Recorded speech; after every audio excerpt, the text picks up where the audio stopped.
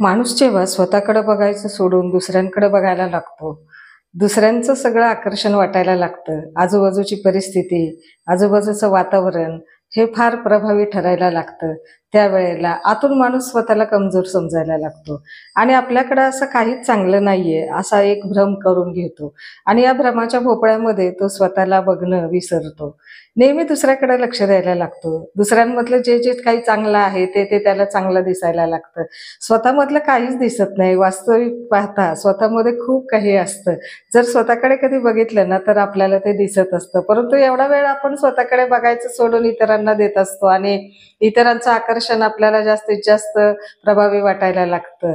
आता हे उदाहरण बघा, एखादं लहान मूल जेव्हा आपल्यामध्येच खेळत असतं, आपल्याच नादात असतं, तल्लीन झालेलं असतं, त्याला आजूबाजूच्या जगाकडे लक्ष नसतं. आजूबाजूला भोवताली काय चाललेलं आहे, कोण वावरतंय, कोण वागडतंय, याकडे सुद्धा त्याचं लक्ष नसतं. तो त्याच्या विश्वामध्ये मशगूल असतो आणि स्वतःचा आनंद घेत असतो. त्याला दुनियेचीच पर्वा नसते, कुणाचा विचार नसतो, काहीच नसतं.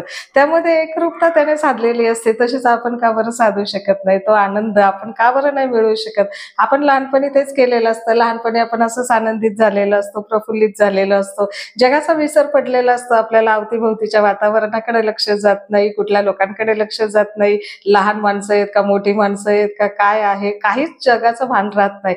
तसं आपण मोठेपणे का बरं नाही करू शकत? जर स्वतःकडे तसं तल्लीन होऊन पाहिलं, तशी एकरूपता आपण लहान मुलासारखी जर साधली, तर नक्कीच आपल्याला आपल्या स्वतःमधला आनंद आपल्याला उपभोगता येतो आणि त्याकडे आपण डोळसपणे पाहायला शिकतो, विचार करायला लागतो आणि असं वाटतं की आहे की सगळं जग आपल्याच जवळ आहे, सारी दुनिया अपनी मुट्ठी में.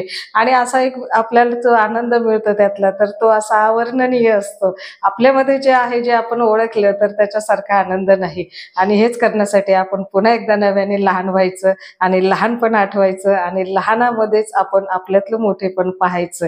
ते आपल्याला नक्कीच दिसेल आणि आपण त्यातला आनंद मनापासून उपभोगू शकतो. तर पुन्हा प्रयत्न सर्वांनी प्रत्येकानेच करायचा आणि आपल्याला या लहानपणातला आनंद आणि आपलं जे विश्व आहे, आपलं जे जग आहे, ते आपल्या जगामध्ये आपण कसं जगायचं आणि कसं आपण या बाह्य जगाला भुलायचं नाही, बाहेरच्या जगाकडे पाहायचं नाही. तर हा एक बोध आपणच आपल्यापासून घ्यायचा. नक्कीच आपल्याला घेता येईल. प्रत्येकाने तो प्रयत्न करून आज आणि आत्तापासून पाहायचं.